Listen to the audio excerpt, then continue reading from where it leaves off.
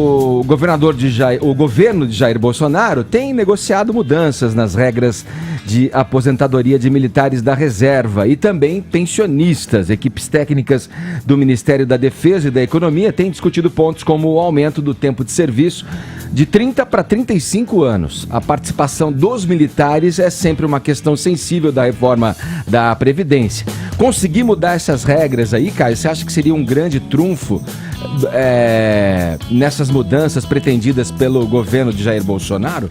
Com certeza, porque os grandes entraves para a reforma da Previdência estão ligados a velhas práticas da velha política, em especial o corporativismo, né? Ou seja, aquele espírito de grupo das grandes classes, das grandes elites do serviço público, né? E vamos lembrar, aqui o Brasil tem que entrar numa nova era de combate ao privilégio. O privilégio é entendido como o direito pelo qual todos pagam, mas pouquíssimos usufruem, né? Então, quanto mais as regras do regime próprio de previdência dos servidores ou regime especial de previdência dos militares se aproximar do regime geral da Previdência, do INSS e futuramente do novo modelo de capitalização, melhor. Afinal de contas, né, um dos princípios fundantes aí da democracia é a isonomia, né, inscrito no artigo 5º da nossa Constituição. Todos são iguais perante a lei.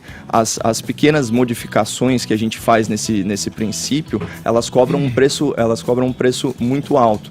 Então, vale a pena sim o governo, especialmente na figura do presidente Jair Bolsonaro, usar o seu capital político para conscientizar as corporações, inclusive aquela da qual ele faz parte, da necessidade de normalizar, de uniformizar na medida do possível e eventualmente respeitando particularidades bem específicas, mas de trazer isso para a realidade do povo brasileiro, né, Edgar? E eu fico pensando aqui, numa notícia que, enquanto você falava, eu fiquei lembrando, só referente aos 500 mil reais, aos quais terá acesso não só os senadores todos, né, para contratar servidores para os seus gabinetes, né?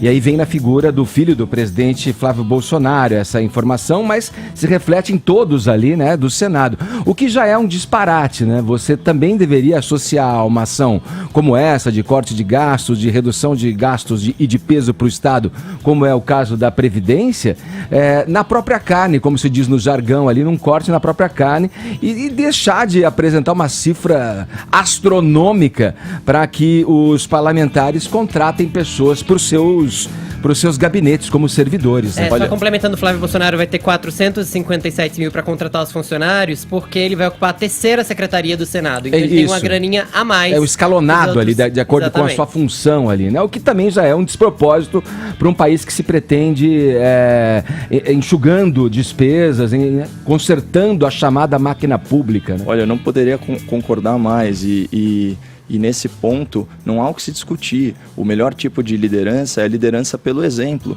Como que um governo que pretende fazer um ajuste fiscal, né, que pretende reequilibrar as suas contas, vai fazer isso sem cortar na própria carne? Boa. Vamos lá, vamos para Brasília?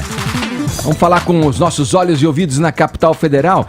Bom, vamos lá. E mesmo com a saúde debilitada e se recuperando de cirurgia, o presidente Jair Bolsonaro terá a palavra final sobre os pontos da reforma. O ministro da Justiça, Sérgio Moro, acredita que é possível as pautas da Previdência e do pacote anticrime andarem juntas no Congresso.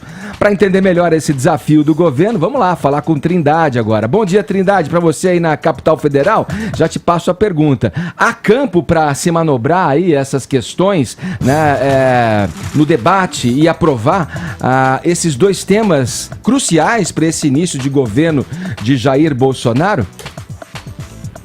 Muito bom dia, Edgar. Bom dia a todos. Edgar, uma semana intensa e complexa, né? Depois da eleição dos presidentes da Câmara e Senado, foi uma semana ali de reinício dos trabalhos e já a apresentação deste pacote de combate ao crime organizado e à corrupção e a reforma da Previdência, com a possibilidade de uma reforma trabalhista e ainda um projeto que poucos falam, mas que é muito importante, que é a modernização do Estado.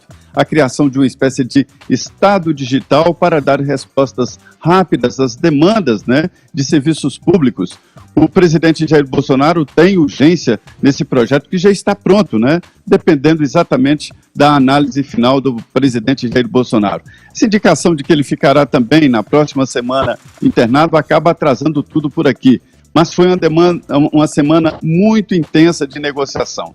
Há sim espaço para escorregar, como você gosta de falar aí, os projetos deslizar, Zé. Deslizar. Eu vou tirar o tal do tramitado do meu vocabulário, não gostei do tramitado. Deslizar liso. Isso. Então dá para deslizar aí o projeto de reforma da Previdência e o projeto, né, esse projeto do ministro Sérgio Moro de combate ao crime organizado e à corrupção. Acontece o seguinte, que está sendo represado aí todo esse processo, porque ainda não há projetos prontos, oficiais, entregues ao Congresso Nacional. E a demanda vem exatamente deste distanciamento, né, por questões de saúde, compreensível, do presidente Jair Bolsonaro. Ele quer, Edgar, fazer uma solenidade, assinar os projetos e mandar para o Congresso. Nas conversas que nós temos no Congresso com líderes, todos esbarram nessa mesma tese, né? Mas espera aí, nós não temos texto, como é que eu vou emitir um parecer detalhado sobre cada assunto sem o texto nas mãos? Então, está tudo aí dependendo exatamente deste texto. A frase do presidente do Senado, o senador Davi Alcolumbre, né? Que o Senado está ansioso pela reforma da Previdência. E eu traduziria esta situação no Congresso. Todos ansiosos à espera dos dois projetos.